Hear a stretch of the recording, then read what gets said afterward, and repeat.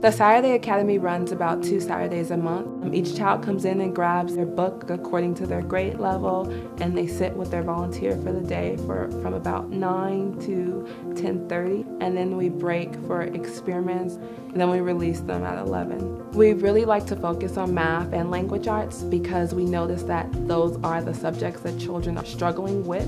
Many children complain about being picked on or not really understanding the material because the level is being taught higher than they're at. That's why we do one-on-one tutoring, because every child is craving this attention that they might not be getting either at home or in the school.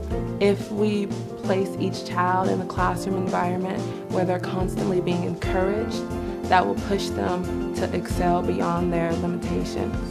As a foster parent, I was struggling trying to find extra help for my foster child because there's very few tutorial programs available. So I noticed a difference after probably a month of the Saturday Academy, and when we would be working at home, and I'd say, "How do you know how to do that?" She'd say, "Oh, I learned it at the Saturday Academy." I would get like very frustrated. Like I would be like, "Ugh, I need help," and I asked the teacher for help. She tried to help me, but like sometimes she wouldn't know it. Ever since I came to the Saturday Academy, I got more help, more support, and I'm starting to get better grades than I did have it in middle school. It's so fun because sometimes when they ask me in class, they ask me questions. My teacher says, "Sierra, how do you know that stuff?" I said, "Oh, it's a secret." We are constantly showing each child love because that's oftentimes something that will increase their confidence. And we feel that if we increase their confidence, we can get them to the next level in life. Sometimes they just really cherish a hug. And so you can feel it when they hug you extra tight or they want to hug you more than once. And that just is very heartwarming and kind of saddening at the same time. A lot of what I saw, the children weren't developing the self-esteem that they needed to propel themselves forward. I think that that was something that we realized was missing. We knew that if we could impact children in that regard, that we could probably change their lives. Half of our volunteers are USC students. The other half come from different career backgrounds.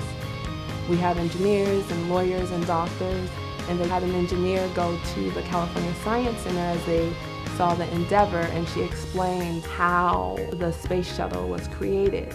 And all the kids were very intrigued by what she was saying because they knew she had worked on the space shuttle herself.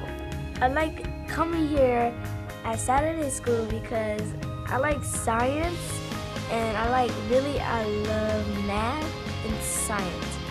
English language art? Kinda. I learned a lot of math and reading and cursive.